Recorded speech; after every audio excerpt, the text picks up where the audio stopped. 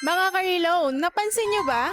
Kapag wala kang pera, lahat ng ads tungkol sa loan app lumalabas kahit saan ka pa mag-scroll. Parang nakikinig talaga yung cellphone natin no? Habang nag-scroll kasi ko mga ka-reloan, may lumabas na namang ad sa akin. B plus ang bungad. Mabilis approval, easy application, disburse agad, at ang pinaka nakaagaw ng pansin ko mga ka-reloan, yung hindi raw sobrang ikling 7 days kung babayaran. Kaya sabi ko, teka lang baka eto yung loan application na hindi ka mapapag-good morning sa collector after 2 tulog. Kaya syempre mga ka-reloan, bilang ka-reloan na madaling ma-curious at mas madaling mabudol, sinubukan natin yan. Gaano ba talaga kabilis? Magkano ang offer sa atin? At sulit ba o stress lang ang approve sa atin? So mga ka-reloan, kung gusto nyong malaman kung pasado ba si B+, o pass muna tayo, tara, simulan na natin yan. At ayan nga, i-download na natin si B+. Pero bago ang lahat, syempre, kinonsulta muna natin ito sa SEC. So, siya po ay registered since 2019. Register po ang Philippine Business Lending Corporation na may-ari ng B+.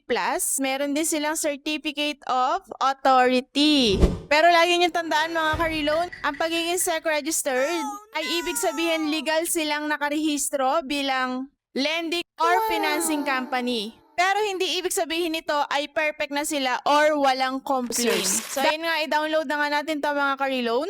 Ayan si B Plus Loan App Philippines. So meron siyang 4.7 stars at meron din siyang 3K na reviews at as of now nga ay nasa 100K na yung nagda-download sa kanya. So, medyo marami-rami na rin since nung na-release ito nung March 12, 2016 at updated siya noong April 14, 2026 lamang. Syempre, install na natin yan. Pagka-install nga natin, ayan, nagtatanong pa siya kung ililink daw ba natin yung PayPal natin. Syempre, hindi.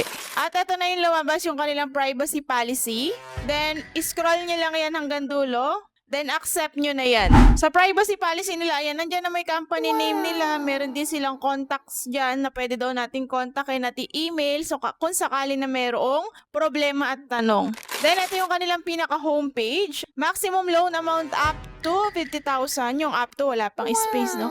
0.05% interest rate daw per day at 121 days na pagbabayad. So, apply na natin yan. Ang dami na nating loan application na napag-applyan na palaging ganyan ang interest at palaging ganyan yung terms of payment. Pero lagi lang tayong pinapaasa. Dito sa kanilang mismong app ay 5 stars sila. Ang ganda ng comments. Then ayan, privacy and permission disclosure na. I-go na natin yan. At dito nga sa unang sasagutan natin ay yung ID verification. So yung mga recommended niyang ID ay driving license, PRC, SSS, passport, postal ID, UMID. And kung wala naman kayo nung 6 na yan, pwede din naman ito. Meron siyang other options. Meron siyang TIN, meron siyang voter's ID, meron siyang national ID, at meron din siyang pag-ibig, meron din siyang health card. Pagkatapos nga nung pagka nakapili na kayo ng ID na gagamitin ninyo ay ID verification na, pipicturean nyo lang yung inyong ID. Then submit nyo na yan. Pagkatapos nun ay i-verify niya yung ating ID kung saan naman na itong mapipilapan kung malinaw yung pagkaka-picture nyo sa ID ninyo. At pagkatapos nga nun ay facial recognition na para ma-verify niya tayo kung tayo ba yun nasa ID. Then, ayan, meron tayo dito 25%, 50%, 75%, 100% na kailangan i-complete para tayo ay ma-offera na ni B+. So, identity information, sa 25% ay yung gender, marital status, loan purpose, email, educational attainment, living address, detailed address, count of credit cards, kung meron ba kayong credit cards, Viber, at saka yung backup phone number, at saka yung Facebook account, ay hinihingi niya pero optional din naman. Pero para sa mas ikaka-safe natin at ikakaginhawa ng ating peace of mind ay syempre wag na natin yan lagyan. Then submit na natin yan.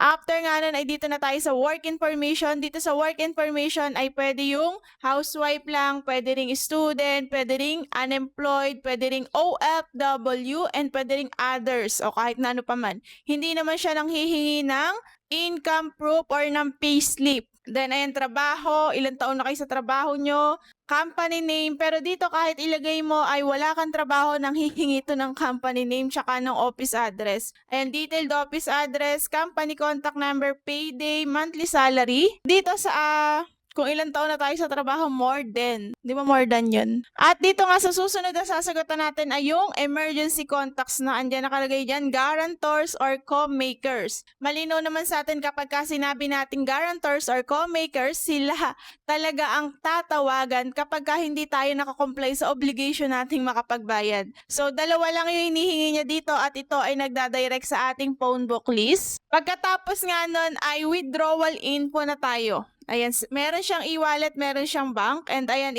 i-select na natin kung ano yung gusto natin. Syempre, dun lang tayo sa GCash. Pagkatapos pila pa nyo ulit, first name, middle name, last name, at saka yung number ng inyong account. Then, ayun lang, at eto na nga yung lumabas. Maximum loan amount up to 2,000 daw yung na-offer niya sa atin. So, meron yan 200, 400, 800, and 2,000 yung pinakamataas. So, apply na natin yan. Tingnan natin, silipin na natin kung maganda pa talaga yung kanyang repayment plan. Kung hindi ba talaga siya 7 days, 0.05% per day lang ba talaga siya. At ito na nga pagka-apply ko dyan ay mas tumaas pa yung in-offer nila sa akin, di ba? Naging 5,000. Yung 2,000 natin ay naging 5,000. Subukan na natin i-apply to.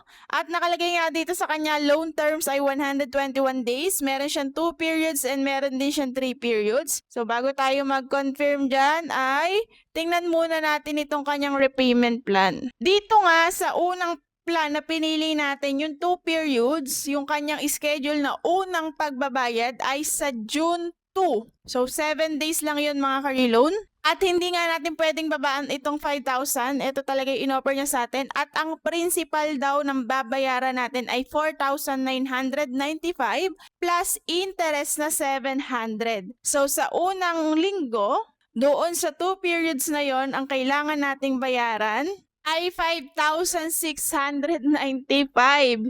So, 7 days pa lang kailangan mabayaran na natin yung 5,000 na in-offer niya sa atin. So, umasa na naman tayo dito sa wala. Hindi po totoo na ito ay 121 days ang pagbabayad kasi 7 days pa lang babayaran mo na ng buo yung 5,000. At ang mas masakla pa nga mga ka-reloan ay hindi naman natin buo ulit na matatanggap itong 5,000 kasi meron siyang upfront service fee na 1,250. So, sa madaling sabi, ang matatanggap lang natin mga ka-reload ay 3,800 or 3,800 lang. So, yung magiging tubo niya sa atin sa loob lang ng 7 days ay 1,895. Sobrang laki nito mga ka-reloan. At eto kapag sinama rin natin yan, ayan, 5,000 yung offer, 1,200 yung service fee. Actual na matatanggap natin 3,800. And yung babayaran natin sa loob ng 7 days ay 5,695. So, meron siyang tubo na 1,895. Meron siyang interest rate na 49.87% in 7 days. Grabe, halos 50%. Tubo per day niya ay 270 pesos, 0.71. And daily interest rate nun ay 7.12% per day. So, napakalayo dun sa 0.05% na sinasabi niya at 121 days. Pero kaya nga siya naging 121 days kasi yung pangalawang pagbabayad dito sa 2 terms na to ay sa September 25 pa. Pero ang babayaran mo na lang naman ay 5 piso. Para saan pa yun, di ba? Pagka mga ganun, huwag nyo nang iniintindi dahil wala na lang yun. At kung sisilipin nga natin yung 2 periods lang, ang unang pagbabayad natin sa kanya ay sa June 2 pa din. At yung susunod na pagbabayad naman natin sa kanya ay sa June 9. So, 7 days lang din talaga. Ang unang pagbabayad natin ay 2,498 plus yung 700 na interest niya, na may total na 3,198 ang babayaran mo within 7 days. Then sa pangalawang pagbabayad mo sa June 9 ay ganun ulit, 2,497 plus interest na 700, bali 3,198. At yung upfront service fee niya na 1,000, so 4,000 lang yung matatanggap natin dito sa 3 periods na to. So, mas mababa yung kaltas dito o yung service fee, pero mas malaki yung tutubuin nito sa atin kasi nga mas matagal ang pagbabayad. Then, yung pangatlong schedule niya, yung bubuo sa 121 days niya ay sa September 25 pa at 5 piso na lang ulit yun. At ayan ulit, summary natin, 5,000 offer, service fee 1,000, actual na natanggap 4,000, 6,396 total na babayaran sa loob lamang ng 14 days. So meron siyang tutubuin sa atin dito sa 14 days na 2,396. Meron siyang 59.9% in 14 days at 171.14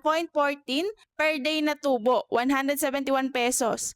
Then yung daily interest rate naman niya ay 4.28% per day. So kahit na doon tayo pumunta sa 3 periods na yon, ay hindi pa rin talaga natin makita yung 0.05% interest rate niya per day. So kung mapapansin nyo, mas mababa pa yung babayaran natin dito sa mas mahaba yung terms, di ba? Kasi nga, mas mahaba yung term, kaya nahati yung tubo sa mas maraming araw. Kasi sa unang example natin, 1,895 ang tubo in 7 days, mas mataas siya per day. Sa pangalawa naman, 2,396 in 14 days, mas malaki yung total ng tubo pero mas mababa siya kada araw. Parang ganito lang yan. Mas maikling utang, mas mabilis silang kumita kada araw. O kaya naman, mas mahabang utang, mas mabagal kada araw, kahit na mas malaki ang total na babayaran mo. Pero take note mga Carlone, tingnan nyo dyan sa kinumpute natin. Sa pangalawang offer, mas malaki pa rin overall ang kinita nila sa 2,396 na tubo kumpara sa 1,895 na tubo sa loob ng 7 days. So, yun nga mga Carlone, para sa akin ay hindi ko maire-recommend itong online lending app na to kahit na ito ay SEC-registered pa. Kasi sobrang taas at sobrang iksi ng pagbabayad dito. At ang kagandahan nga dito mga ka-reloan, dahil nga ayoko ng mga ganitong loan application, syempre diretso na tayo sa settings niya. Hindi natin yan itutuloy dahil sigurado naman ako kapag kinonfirm natin yan, papasok agad yan sa GCash natin. Sino bang ayaw kumita, di ba? Kapag ka ganun, kikita na sila agad sa atin kapag ka ganun. Kaya wag na natin ituloy para patunayan pa kung pasok ba agad o hindi.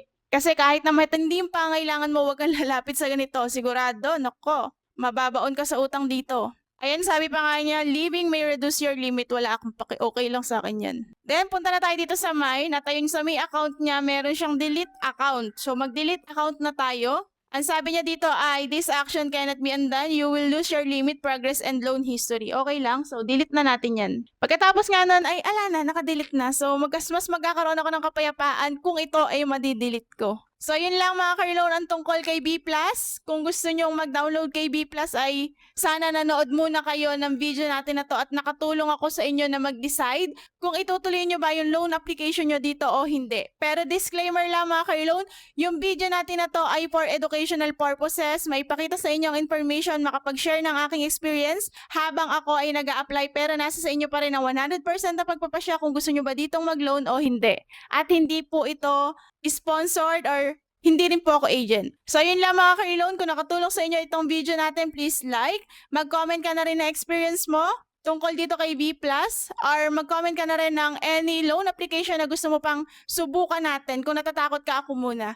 And syempre, i-share mo na din para mas marami tayong matulungan. At please subscribe and hit the notification bell para ma-notify ka tuwing mag-upload tayo. Yun lang mga Carlone. Maraming salamat sa panonood and sana iwasan natin ang tapal-tapal system para hindi tayo malubog sa utang. And maging active lang dahil patuloy tayo namimili ng bonggang-bonggang comment para mabigyan ng reward sa inyong GCash. Yun lang. Bye! Ito nga pala yung gamit nating mic mga Carlone. Ayan, nandiyan yan sa ating basket. At yung gamit nating cellphone, ayan. Samsung. Bye!